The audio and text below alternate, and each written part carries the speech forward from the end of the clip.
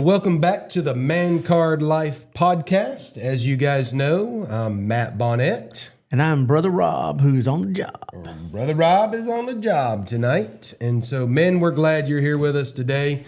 And here at the MANCARD Life Podcast, we believe in biblical principles, real men, and real life. And like I've said before, if you're watching this on YouTube, please press the subscribe button for us, okay? Like it, whatever you can. The more that you do these things, even on Facebook and Instagram, the more that it helps the algorithm, because again, we're not just, we don't care about numbers, but we would love for as many men as possible to be able to listen to these podcasts. And we can't do it by ourselves. We need your help. And so do that for us. Make comments. Man, we'd love to hear from you. We'll respond back. We try to do that fairly quickly when people do, but we hope that you'll use these as tools to share with others, that you'll enjoy them that much. Yep. And so once again, we're going to be looking at another man from the Bible. Like we've said, we've just kind of taken, after we've done the book and we've had our commitment several weeks ago, we're just taking a man from the Bible, talking about biblical principles, his characteristics. And so, yeah, I love doing that. I think the last episode went really well. And so we've got another one that we want to do right now. And Rob, I wonder, have you ever noticed how our culture really teaches people to get noticed? Mm-hmm.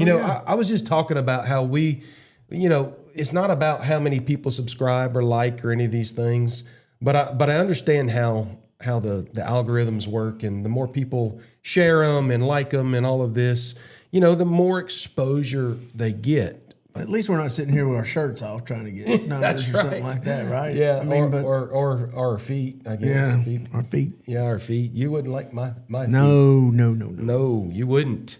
But it's just what our culture does. It tries to teach people to get noticed, build your platform, grow your followers, make your name known. For me, it's not about making my name known, your name known, MANCARD known. It's about making God known. Mm-hmm. I want him to be known, and so when I say that, I don't want to be like the rest of the culture. Okay. Even though that's what they're doing. And but it's not just a social media problem. It's a human problem. Yeah. We're always, trying to, one up somebody, be better, tell them how good we are. I believe we see it in ministry as well. Yeah. Churches compare attendance. I don't even look at the attendance. I'm sure somebody is keeping a record just to have a record, but I don't look at that. I don't look at the Sunday school records, anything like that. Pastors, I'm sure they compare their sermons to someone else. Mm-hmm. Businesses, they compare their profits. Athletes compare the championships. Do you know how many championships Alabama's got? How many y'all think you got, or how many you actually How many does have? Georgia got? How many do you think we count? How many we claim, or how many we got? So everybody does that same Everybody thing. does. Oh, okay. I got you. I think Georgia's got 3, but we claim 5 or something like that. We have a little more. I think we're in the double digits. Oh, yeah, but y'all claim like 92 or something like that. You ain't been close to one here in the last few years. Guess who not shouting? Oh, I know. Hey, we do. You know what? This is not about football or politics. I know. I could say some things, but I want to keep it friendly. Mm-hmm. Yeah. But sure, you do. Do you have any stories where anybody tried to build themselves up and how it flopped? Who doesn't, man? Yeah. Man, I tell you what, I'm not going to say where it was, but man, one of the associations I was in, that's all the preachers did was come in there and brag about what they were doing. Okay. Yeah. I mean, and this was association, had a lot of bigger churches in it and everything, and they were just, well, we decided we were going to do this, and we did it, and it was, I knew from the start it was going to be good. I knew it. Yeah. Well, did God know it? Yeah. Or you hear somebody say that all the time. Mm-hmm. I.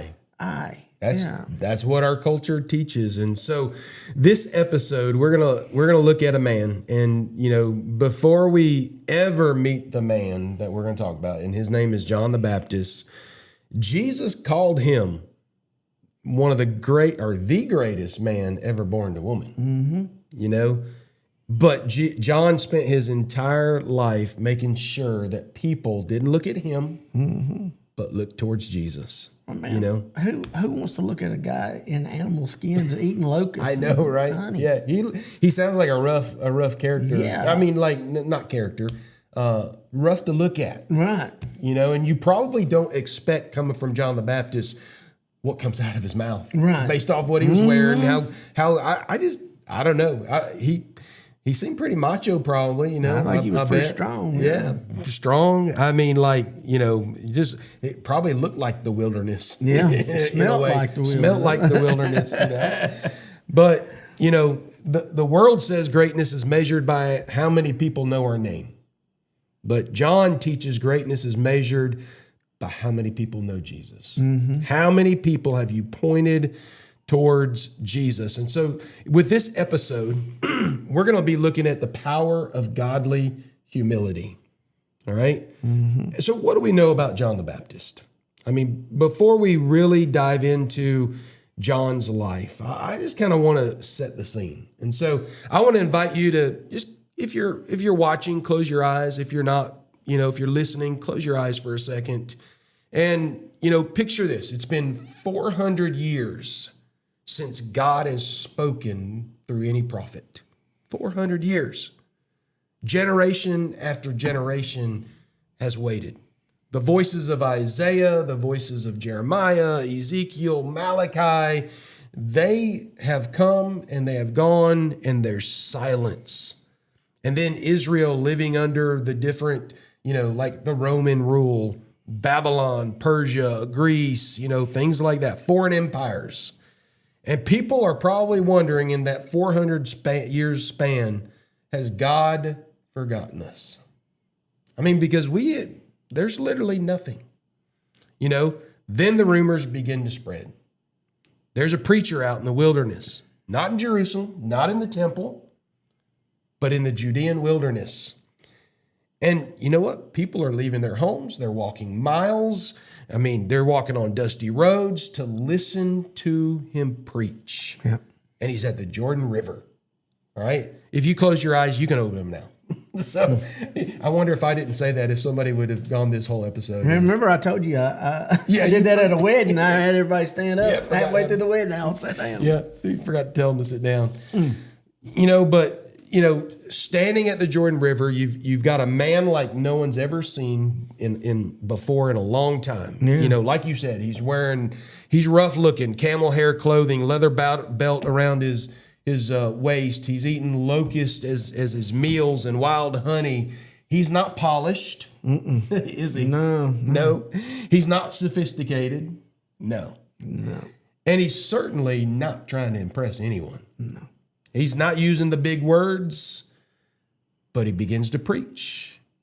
And the authority of God is unmistakable. Right. When John speaks. Right. And thousands gather, soldiers, tax collectors, religious leaders even, farmers, families. Everybody wants to hear him. Well, Andrew was his disciple too, wasn't he? Yeah, it was. Yeah, yeah, and he graduated. He jump shipped. Yeah, so that's okay. He didn't care though. No, he didn't care. That was good. No ego. No, that's why we're talking about humility, because everyone's at this point beginning to wonder, is this the Messiah? Because that's something that they know throughout the Old Testament. The Messiah is coming, and you know what? For even Jews today, guess what? The Messiah is still coming. They missed it, and so and he says, nope, I'm just a voice. That's all he says. There's one better than me coming. Yep. And so that's humility. And before we ever hear John say that he must increase, we discover something remarkable about John the Baptist. John knew exactly who he was, and most importantly, he knew who he wasn't. And so the first thing about godly humility is this: godly humility knows its identity. And so bear with me as I read some scripture, because, I'm going to be reading, several verses each time. And so bear with me on this. But in John chapter 1, verse 19, it says, "And this is the testimony of John, when the Jews sent priests and Levites from Jerusalem to ask him, 'Who are you?' He confessed and did not deny, but confessed, 'I am not the Christ.' And they asked him, 'What then? Are you Elijah?' He said, 'I am not.' 'Are you the prophet?' He answered, 'No.' So they said to him, 'Who are you? We need to give an answer to those who sent us. What do you say about yourself?' And he said, 'I am the voice of one crying out in the wilderness.'" That's famous. I am the voice of one crying out in the wilderness. "Make straight the way of the Lord," as the prophet Isaiah said. And so before John, ever pointed people toward Jesus, before he ever said, "Behold the Lamb of God," he said, he must increase, and I must decrease. But now, that wasn't the first time. When Jesus comes up, that's not the first time him and John have met. They're cousins. They are. And you remember when they were babies. In the womb. They jumped. John jumped. It's not the first time. No. He remembered him. Okay. Yeah. And so John first had to understand who he was. And that, to me, is one of the most important things here. And that's why he said, "And this is the testimony of John, when the Jews sent priests and Levites to Jerusalem. 'Who are you?' He confessed, and he didn't deny it. And he said, 'I am not the Christ.'" And that may sound like a very simple answer, but that was what's happening there. John had become one of the most influential people of the time, in a time when there was 400 years of silence, and crowds were leaving their homes and traveling, into the wilderness to hear him preach. People were confessing their sins and lives were being changed. John had followers. John had influence. People were talking about him.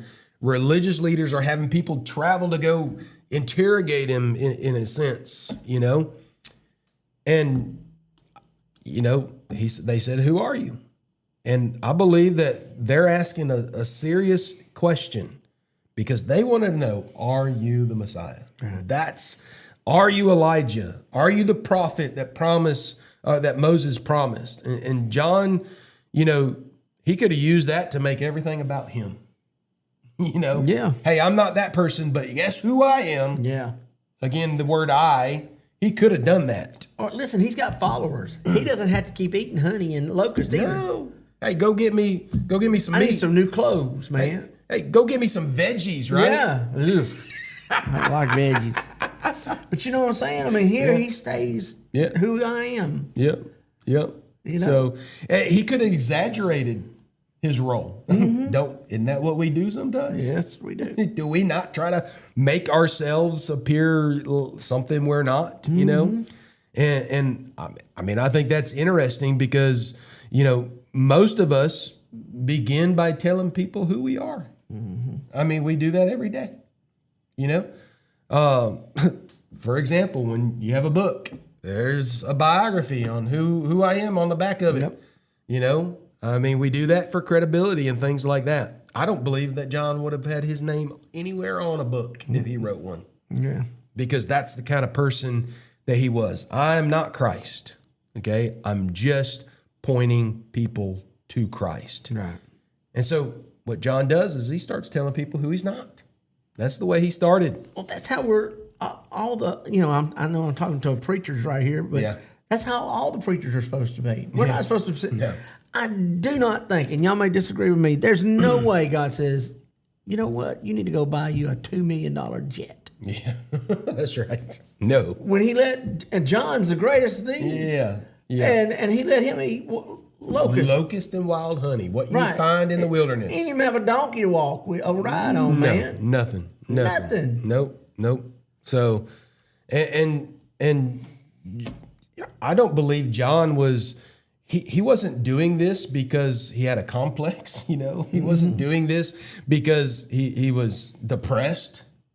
He was doing this because he understood the difference in who Christ is and who he is, what Christ's role is and what John's role is. Yeah. The thing is this is where we all mess up. We think about something's going to happen here for us. Yeah. Really, our life, those who know Jesus, pastors or just anybody. Yeah. What really is going to matter is when you stand before the Lord and That's you it. put your crown at his feet. That's it. Is it made of silver and gold and precious jewels, or is it made of wood, straw, and hay that's going to burn up when it's tested? That's by right. fire? That's it. So That's it. nobody's got a better crown than John the Baptist. John, yeah. No, But- that's why Jesus said that he's the greatest man born to Right. woman. That's right.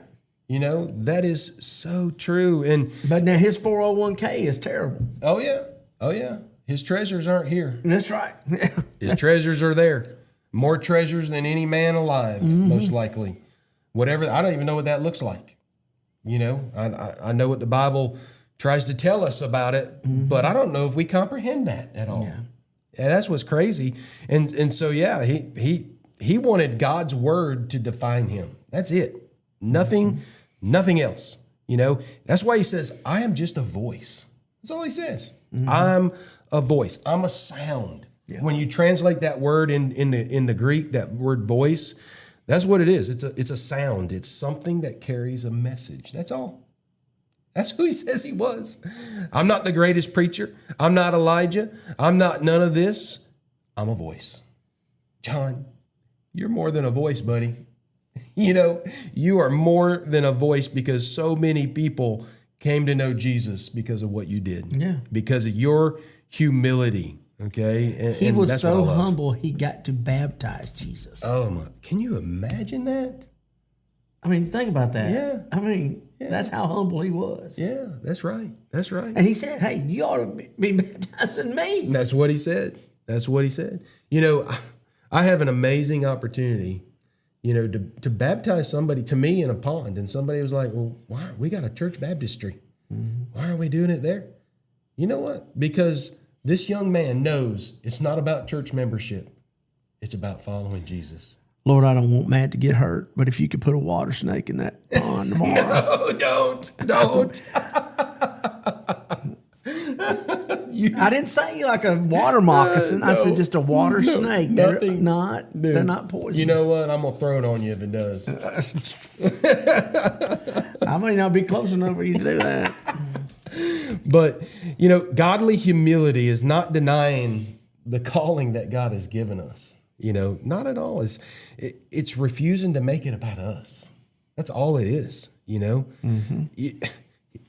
I don't know if which I know you keep up with the news, but something that the War Department does that Secretary Pete Hegseth has done recently with the chaplains. Have you seen some on that? Yeah. No longer are chaplains wearing rank on their uniforms. Just the cross. Okay. And That's your rank, ain't it? In a way, yeah. And so what I love about this, and people are probably thinking, oh, that's the horrible. No, because first, we're a chaplain. Second, we're an officer.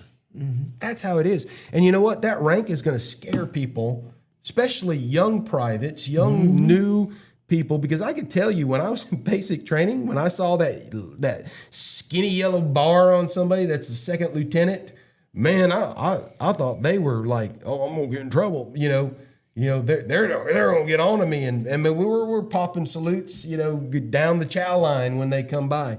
And you know what? That is the worst place to be an officer. And you got all those privates, and you're gonna get tired, of saluting. When I was an officer and I became what we call the butter bar, that's nothing. And people like privates. When I was a private, I was scared of a lieutenant. I'm sorry. Lieutenants are, well, never mind. Another story for another day. But I love that because it's not about the rank will scare people away. They won't want to go and talk to a chaplain if they've got a star on them or they got an Oakley cluster or something like that. What's crazy is the chaplain that I swapped out with in Iraq. So I know you don't know much about the military structure and stuff, but at the battalion level, a chaplain is a captain. All right. That's an 03. That's the third rank up, and this guy was an 05. He was a lieutenant colonel as a battalion chaplain. He didn't care about rank. He wanted to be in that role because that's who gets to see the most soldiers. Yeah. When you get higher rank, then you're above, you're at brigade levels or higher, and you have less time with soldiers. That man wanted to be with soldiers. I respect that a heck of a lot because that's amazing what this chaplain did, and it just spoke volumes to me, and I respect what he did. But so I like what Secretary Pete Hegseth has done. But yeah, I think we've got to have humility. And I wonder, have you ever had that moment of humility where you just thought, you know what, this is the best thing. This is the most powerful sermon. This is going to be the altar call of a lifetime. Yes. And your head got so big. You hear the crickets chirping. And then nothing happens. Nothing. No one walks an aisle. No one does anything. Preachers, we've fallen into that trap before. We're not, we're susceptible to all of this as well. Praise the Lord, it never happened. I was so afraid of that at all our Mentone and our youth and meetings. Come on, Lord, you got to bring it. You got to bring it, God. There's a lot of pressure on you as well. I had the easy job. Well, and I'm gonna tell you, you knocked it out of the park. Oh, come on, man. Every single retreat we had. I mean, like those kids responded in obedience to God, not you. No, it wasn't me. To God, and that's what is amazing. And that's what, we can't worry about the titles and we can't worry about, how many followers. We got to quit comparing ourselves to others. Yes. That's not humility, And so we got to be like John. Hey, we're the voice. That's it. We're pointing people to Jesus. And I believe when a man can be so secure in who God has called him to be and not about all the other stuff, that's when he's going to be used. That's what humility is. So godly humility points others to Jesus. Here's the second thing. Godly humility, or that is what we're doing next. Godly humility points others to Jesus. So listen to John chapter 1, verse 29. It says, "Then the next day he saw Jesus coming forward to him, and he said, 'Behold, the Lamb of God, who takes away the sin of the world. This is he of whom I said, after he comes, a man who ranks before me because he was before me. I myself did not know him, but for this purpose I came baptizing with water that he might be revealed to Israel. And John bore witness. I saw the Spirit descend from heaven like a dove, and it remained on him. I myself did not know him, but he who sent me to baptize with water said to me, He on whom you see the Spirit descended and remain, this is he who baptizes with the Holy Spirit. And I have seen and I have borne witness that this is the Son of God.' The next day, again, John was standing with two of his disciples, and he looked as Jesus, as he had walked by and said, 'Behold, the Lamb of God.' The two disciples heard him say this, and they followed Jesus." So the next day after the baptism, John is walking, he's walking to see Jesus. He's not preaching another sermon or anything, but he simply says, "Behold." You think about those two disciples that left John to go with Jesus. That's it. That's what they did. All right. How many people as pastors that would say, "Yeah, y'all need to go on with them"? Yeah. No. That's it. I mean, like, well, first of all, they're not supposed to be following the pastor. They're supposed to be following Jesus in the first place. That's right. But we see a lot of people following preachers. That's right. And that's not the way it's supposed to work. John doesn't panic, when it's pointed out to him. My best giver just left. Yeah, no. There's a lot of faith in this. There's a lot of lessons here that we can learn, from John. Well, you know what? John's humility, I think it would share this. He knew that they were going to get even more from Jesus than they could get from him. That's right. Yeah. And he was happy for that. Yeah, that's right. Yeah. And that's his whole attitude. That's why he says, behold. He doesn't say, look at me. Yeah. He says, behold, the Lamb of God, And so that word behold, it literally means to look carefully, to pay close attention. That's what he said when he saw Jesus. Behold, pay attention to who Jesus is. Don't pay attention to me. Right. All right? Look at Jesus. This is what a humble man does. Look at Jesus. Right. Okay? And so, a humble man, they don't have to be the center of their story. We shouldn't be the center of our story. That's right. Jesus is the one that's the center of our story. And so, John doesn't take credit for anything. He says, behold, the Lamb of God. He is content for Jesus to receive all the glory. Not pointing himself, look what I've done. Look at this. Look at how many I've baptized.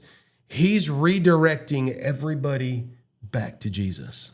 And so don't move past that too quickly when you're reading this story, okay? I mean, John has spent months preaching in the wilderness. We don't know how long. Enough time for crowds to be coming from all over. People know John's name. Yeah.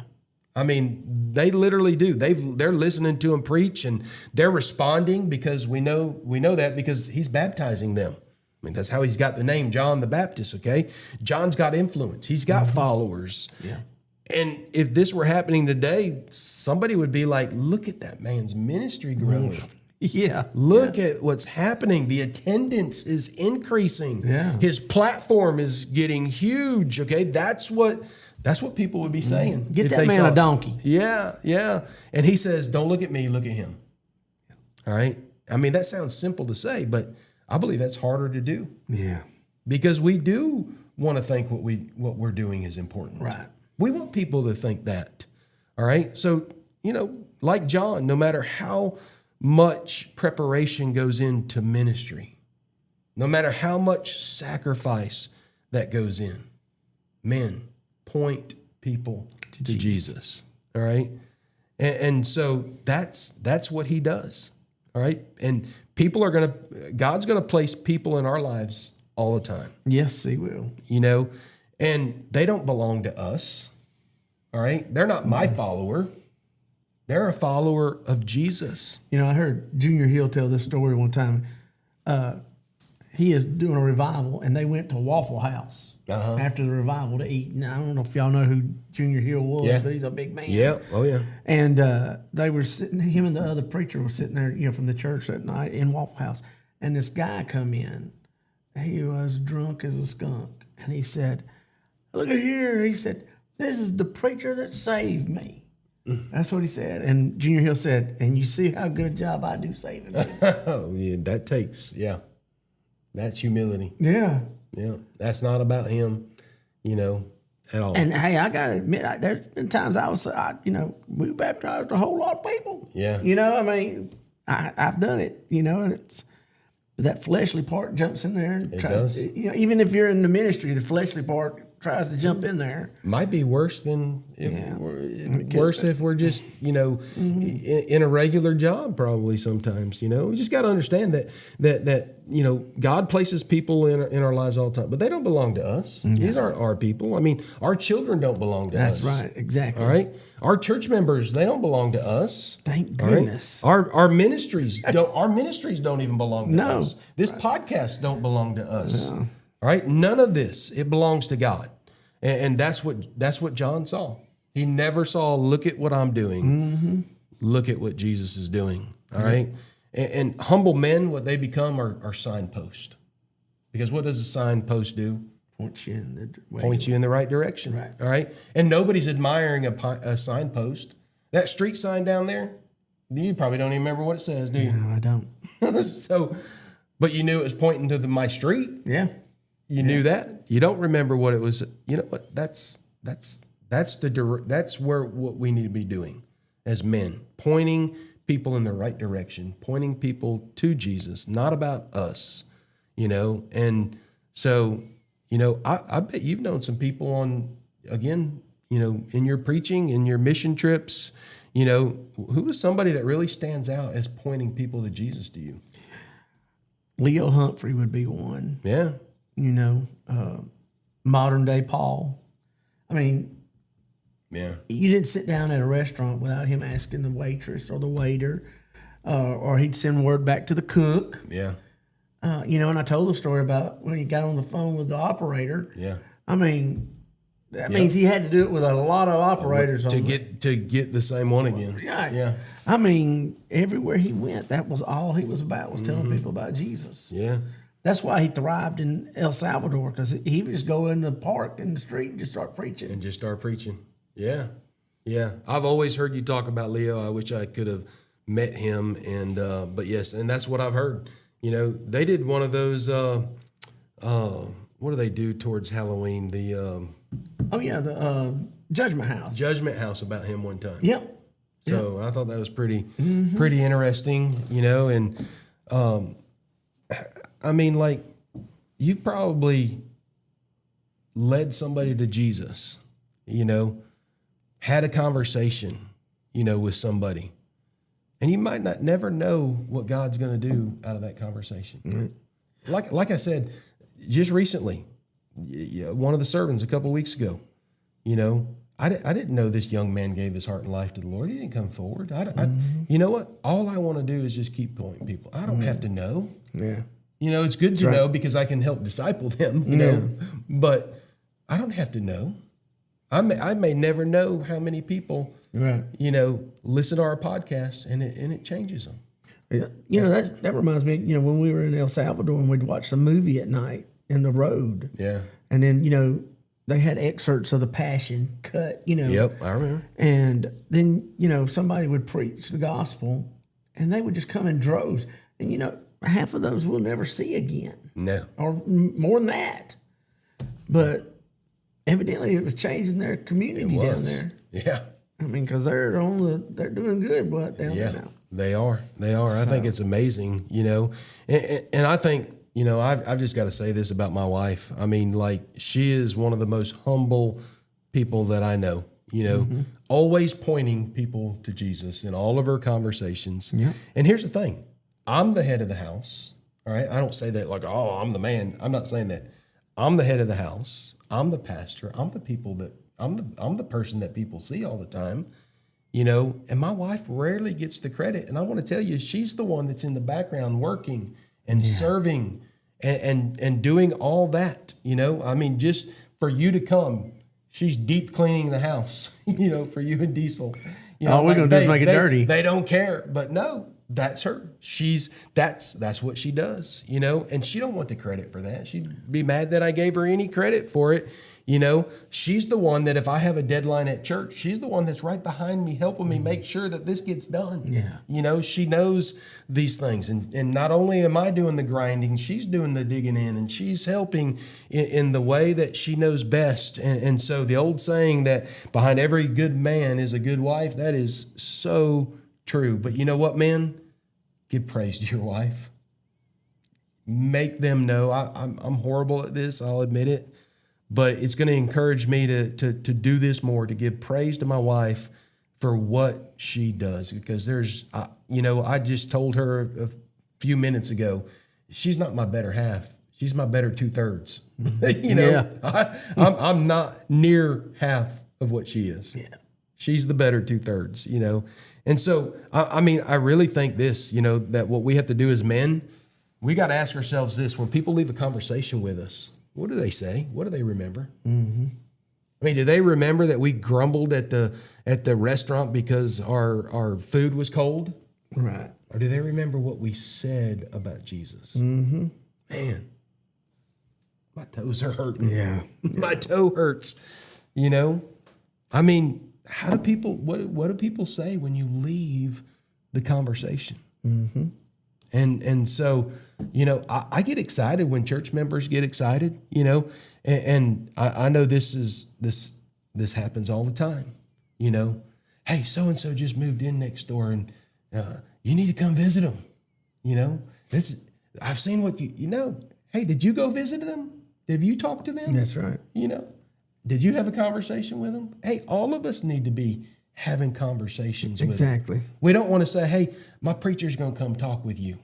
No, let's talk with them. Mm-hmm. Let's step out there. Let's get out there. Because at the end of the day, when we leave a conversation or we leave a room or we leave a house, did we just point that person to Jesus? Right. Are we relying on other people to do it for us? Mm-hmm. John didn't. And again, it's not about him. Mm-mm. But he was always pointing people to Jesus. And so godly humility does that. But here's something else it does, the last thing. Godly humility rejoices when Christ receives the glory. Okay? You see, by the time John arrives and we get to John chapter 3, you know, something has changed. Okay? John's still preaching, he's still baptizing, he's still faithful, but the crowds are beginning to shift. You know, more people are going to Jesus now. Mm-hmm. And so Jesus' ministry has begun, and people are talking about Jesus, and people are following Jesus. Again, you said John's disciples even said, hey, are you, I think I wrote it down right here. Listen to this, John 3:26. It says, and they came to John and said to him, Rabbi, he who is with you across the Jordan, to whom you bore witness, look, he is baptizing, and all are going to him. Can you hear the concern in their voices? You know, he's saying, John, have you noticed what's happening? Yeah. More people are going to Jesus now than they are to you. Do you care about that? Yeah. No. You know, that's fine. You know, that's why I'm here. Mm-hmm. That's all John's telling him. He's there to give glory to Jesus, to give glory to God. You know, that's one of the things about, you know, this is not in the Bible, and people might even get mad at me for saying this, but God's not going to put any more on you than you can handle. It's not in the Bible. No, it's not. No. Because if you can handle it, he don't get no glory for it. That's right. Absolutely. If you can handle it, then there's no need for God. Yep. So he's going to put more on you, so you have to depend on him so he can get the glory. Yeah. And that's what we need to be doing. Mm-hmm. You know, that's it. And here's the thing, you know, someone else's success in that shouldn't bother us. No. Mm-mm.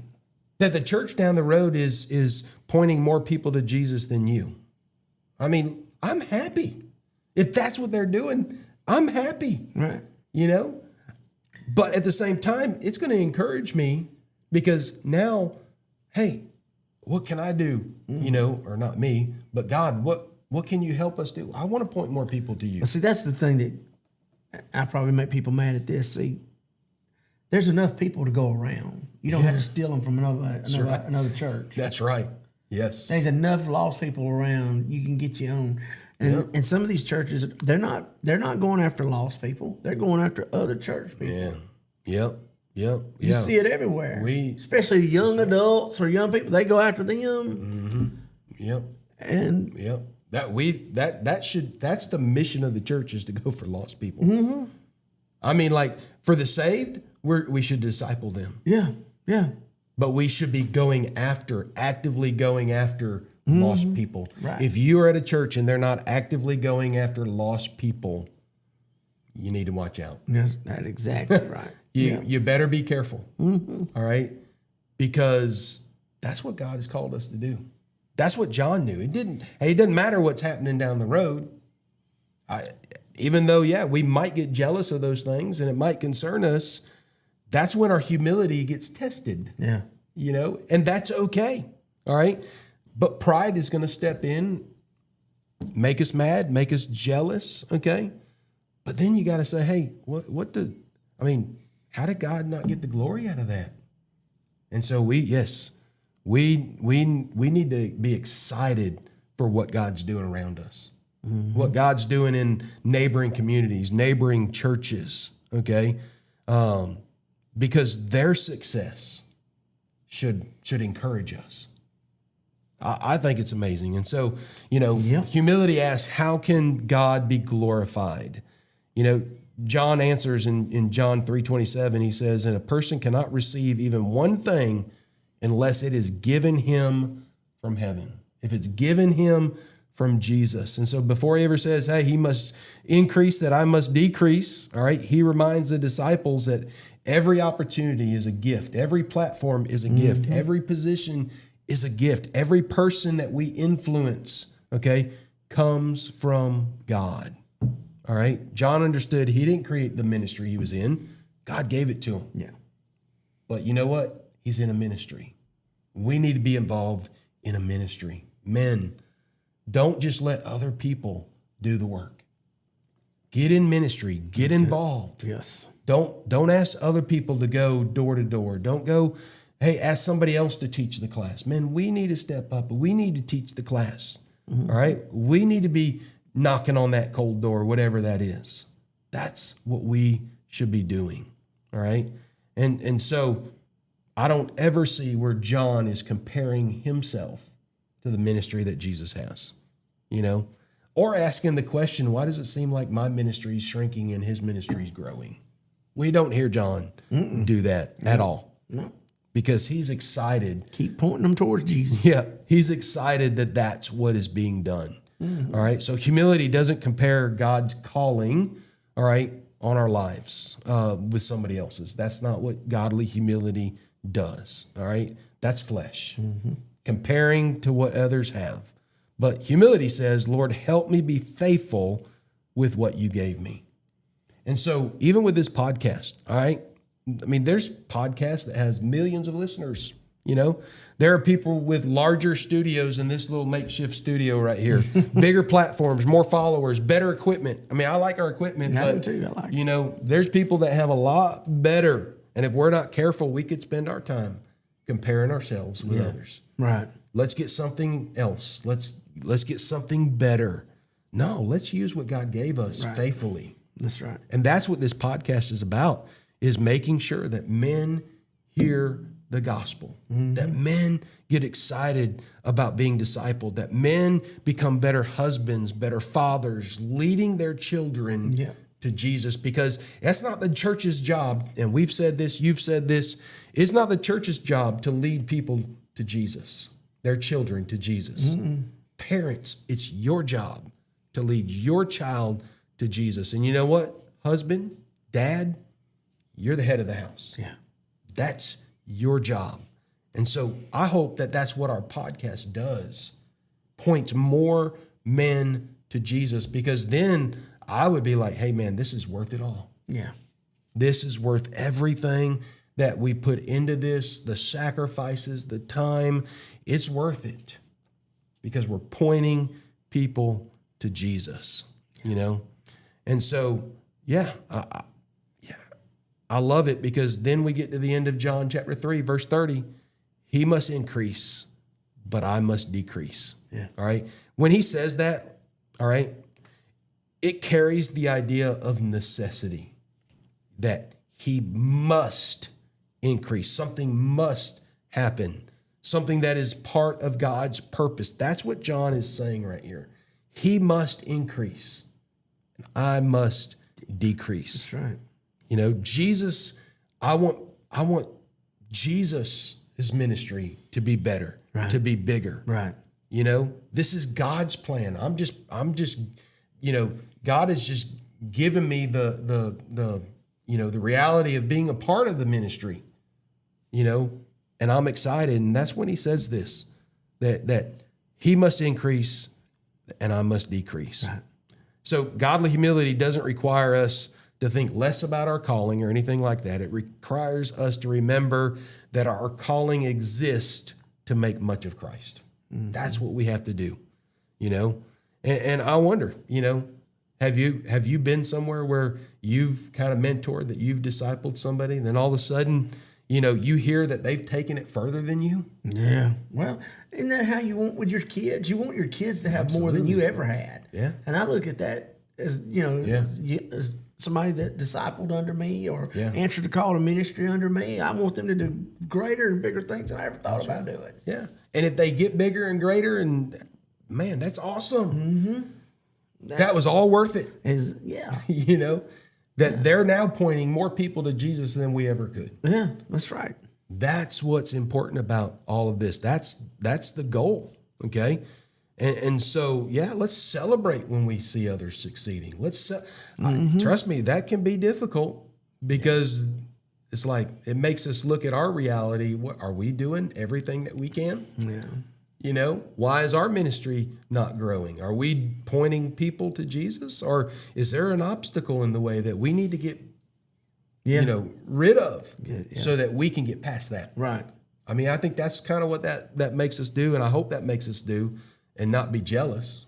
You know, I hope that helps us to dig into our own ministry and point more people to Jesus Christ. Yeah. You know, we need to rejoice, because you know what?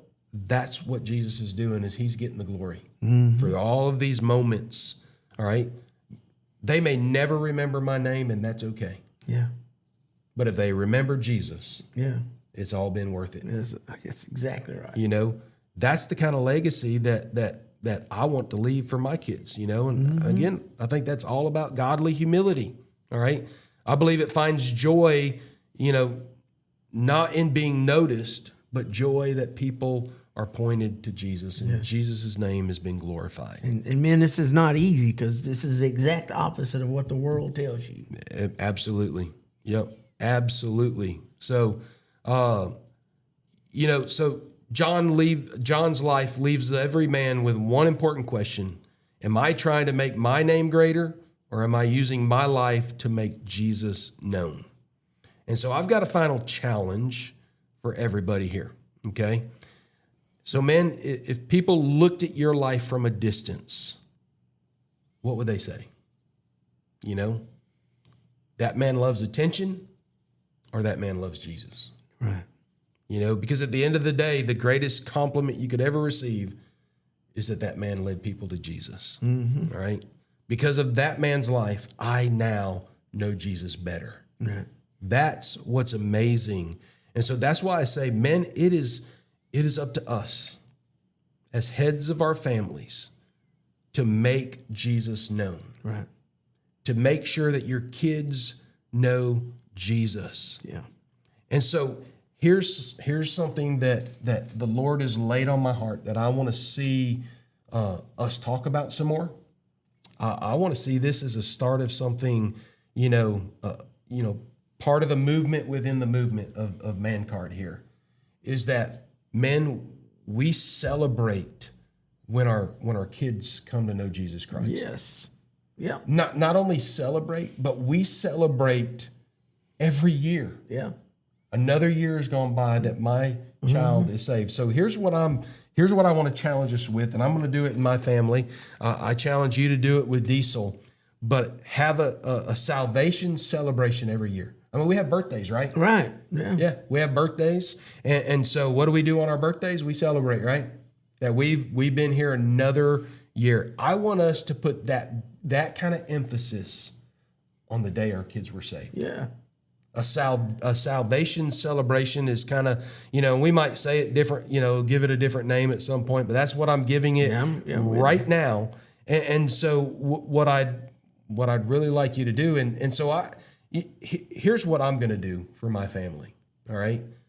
I'm going to pick one day every year, same time, the same Saturday every year. And what I'm going to do is I'm going to get all my children together, whatever other family wants to come, and we're going to have our salvation celebration. Yeah. And what we're going to do, and I'm going to start it each time at my house. Here's the moment when I was saved. And then I'll have Melissa share the moment she was saved. Mm-hmm. Share the moment that Granddaddy was saved. Yeah. And then let our kids share the moment that they were saved. Right. And we celebrate that day as a family. And I'm not saying it's hard to do each individual day and we should do it that way. I think it's just great that, hey, we know every year at this time we come together as a family, and this is our salvation celebration. Yep. And I think that can be something that. And what if you have men can somebody in your start. family? Come to know Jesus. That's what I'm fixing to say. Yeah. Yeah. You know, I mean, like that's something amazing. And so, yes, that's the challenge. Yeah. Jared from this Abraham, did you episode. hear that? Isaiah just got saved, your boy. Yep. You got to have a salvation celebration. Make it a big deal. It is a big deal. Yeah. I mean, because, man. It's bigger than anything. It is. I mean, their day that they were born and brought into this world is important. I'm not denying that one bit. But the day that they have their eternal salvation secure is the biggest day in their life. And we need to make sure that we let them know it. Right. Exactly. That fires me up. I'm going to do that. All right. And I don't know what that looks like just yet or what day we're going to do it. You know, I realize, hey, all of our birthdays are in the fall, you know, so I don't think it's going to be, I don't want it to be confused with our birthdays. Right. So I'll probably make it in the spring or the winter. Easterish. Yeah, somewhere. Yeah. You know, this is the day that my family, and I have a daughter and a son-in-law and a grandson that they live, you know, out of town now. So so I want us to pick that day, and it's going to be whatever day, this Saturday, first Saturday of February, March, whenever, every year we'll come together. We're going to celebrate all of our salvation. Sounds great to me, man. I'm in. So I challenge other men to do the same. Yeah. And you know what? When you do that, please tell us about it. Yeah, please. Man, that would be so exciting to have men just reach out to us and say, hey, we had our salvation celebration the other day. Listen to how it went. You know? Yeah. Man, I just... Yeah. You got me fired up. So, yes. I told you that I had a little surprise at the end of this. Yeah, but you got 2 in a row here, man. So, oh, man. No, it's all him. It ain't me, you know? But yeah, you got anything else for us? Oh, man. I just appreciate you letting me be a part of this thing, man. Man, I couldn't do it without you, bud. So don't forget, Rob has always put out a challenge. He's praying 3 times a day. Yeah. So please. In fact, his wife the other day when she's like, now you are praying for me 3 times a day, right? About that. I was like, yes, I am. Good. She put me on the spot. Yep. Good. So you can do that through a direct message through Facebook or anything, Instagram. You can do that by going to our website, www.mancard.life. There's a place there that you can send us a message, or you can just email us directly, podcast@mancard.life. I encourage you to do that. Again, our prayer is that God will use this ministry to have a movement of men. Yes. I want to see men being discipled. I want to see men growing in their faith, growing in their walk. Yes. You know, I want to see their marriages get healthier. I want to see their workplaces and communities grow. I'm tired of the culture taking charge in our lives. Right. And I want Christ to be what's most important. And so that's what I'm challenging everybody with. And again, if you guys want to support us in any way, you know, we'll be putting things out there on how you could do that. And we appreciate what you can do to keep this ministry going for us. But again, I appreciate you watching the MANCARD Life Podcast. And if this episode has spoke to you, all right, please share it with another man. You know, and we don't ever want to leave out the ladies, because I know there's ladies that watch us as well, you know, because through this, even though we're talking about men here, this is a great place for a woman to learn about their man. Yeah. You know, what excites them? What are they being challenged to do? And so, ladies, don't tune us out. Don't ever do that. Listen in. But again, you know, share somebody, like it, subscribe, download, whatever you can do. And remember this, biblical principles. Oh, you got something. I got something. Okay. Y'all pray in the morning as he baptizes a water snake. About a 4-foot water snake shows up. Hey, you realize by the time they actually listen to this episode, it might be 3 weeks going by? But listen, this is what God sees the whole timeline. Oh, that's right. So you can pray for this 3 weeks and it. That's perfect. Yeah. Yep. So hey, there you go. You got me, bud. Man. All right. Well, remember, biblical principles, real men, and real life. Thanks for watching.